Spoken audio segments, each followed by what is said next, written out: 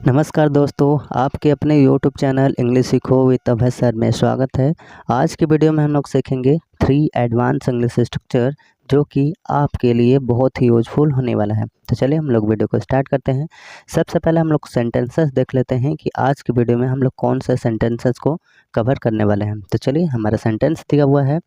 कई बार हम लोगों को ऐसे बोलना पड़ता है, जैसे वह रोने वालों में से नहीं है, वह झगड़ा करने वालों में से नहीं है, काश मेरे पास एक महल होता, काश मेरे पास अच्छे दोस्त होते, उसे खाने सॉरी उसे खाना बनाने का भूत सवार है, बच्चों को खेलने का भूत सवार है। तो क्या आप लोग जानते हैं कि इस प्रकार के सेंटेंस को इंग्लिश में कैसे बोला जाता है?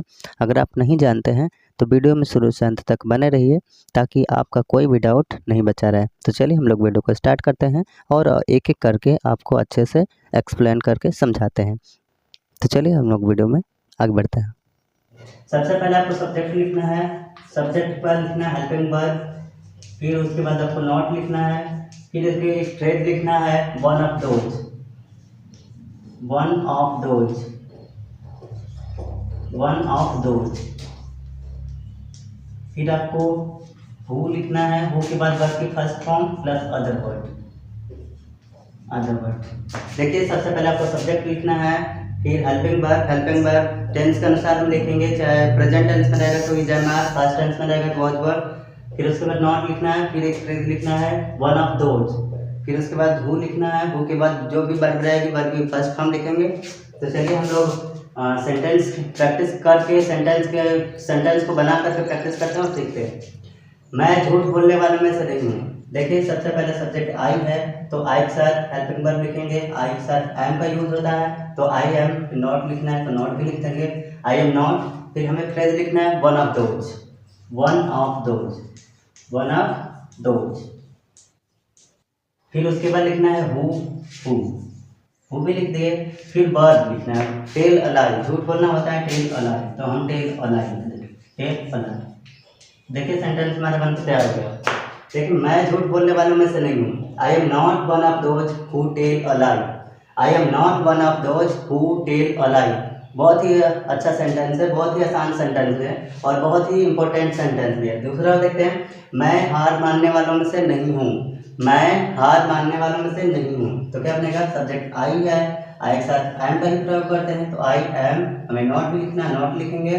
फिर फ्रेज लिखेंगे one of those, one of those, one of those.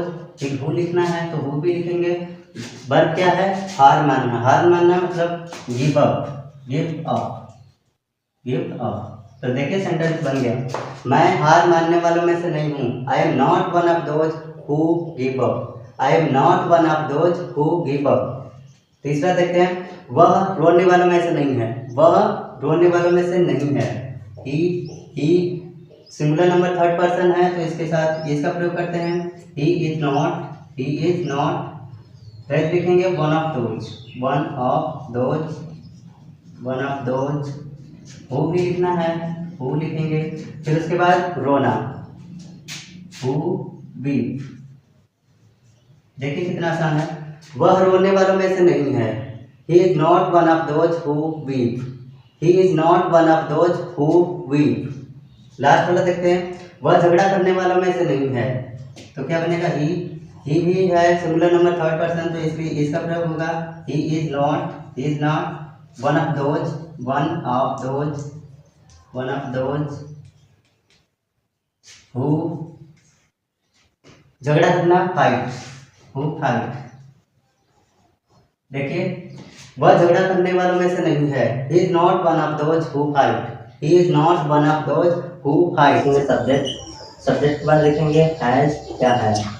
Has है में से दो में से एक यूज होगा। फिर उसके बाद लिखेंगे बीन बीटन, बीन बीटन।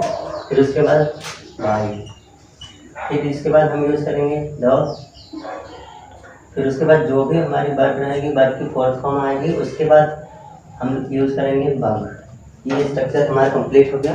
चलिए हम लोग वीडियो में आगे बढ़ते हैं और इसी स्ट्रक्चर का यूज़ करके हम लोग चारों सेंटेंस को वन बाय वन करके मतलब एक एक करके अच्छे से ट्रांसलेट करेंगे ताकि आप लोगों को कॉन्सेप्ट क्लियर हो जाए। सबसे पहला सेंटेंस दिया हुआ कि उसे खाना बनाने का बहुत सवाल हो गया है, तो इसे इंग्लिश में बनाएंगे। सबसे पहले देखिए यहाँ पे सब्जेक्ट लिखा है उसे, तो उसे का इंग्लिश होता है ही, या तो आप सी भी लिख सकते हैं। तो हम ही और सी दोनों में से लिख सकते हैं। यहाँ पे देखिए ही और सी दोनों सिंगुलर नंबर थर्ड पर्सन का होता है, इसलिए इसके साथ हैज यूज होगा। हम लिखेंगे हैज, फिर उसके बाद been, beaten, has, he has been beaten. फिर उसके बाद हमें यूज करना है बाय, उसके बाद हमें लिखना है द। फिर उसके बाद हमें जो भी देखिए क्या काम हो रहा है, खाना बनाने की बात हो रही। खाना बनाने को इंग्लिश में कहते हैं कुक, और वर्ब की आईएनजी फॉर्म यूज करेंगे क्योंकि वहाँ पे फर्स्ट फॉर्म है। फिर उसके बाद यूज करेंगे हम वर्ब, तो ये बन जाएगा वर्ब।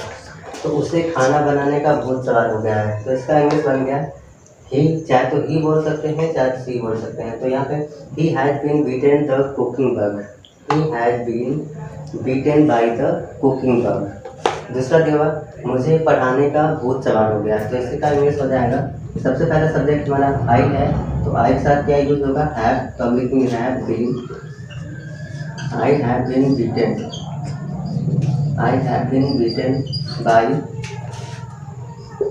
हमें द यूज करना है। फिर यहाँ पे देखिए पढ़ाने की बात करें तो पढ़ाना होता है टीच, तो हम उसका आईएनजी फॉर्म यूज करेंगे तो हो जाएगा टीचिंग। फिर उसके बाद द।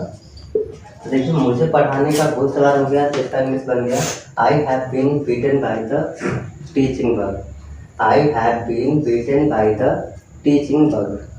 तीसरा देवा सीता को नृत्य करने का बहुत सवाल हो गया, तो इसका इंग्लिश बनेगा।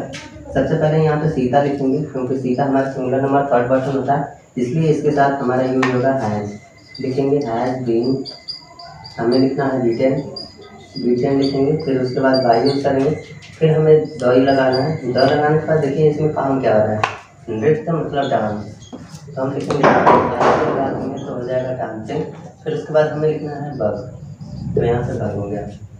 तो सीता को नृत्य करने का बहुत सवाल हो गया है, इसका इंग्लिश बन गया Sita has been beaten by the dancing bug, Sita has been beaten by the dancing bug.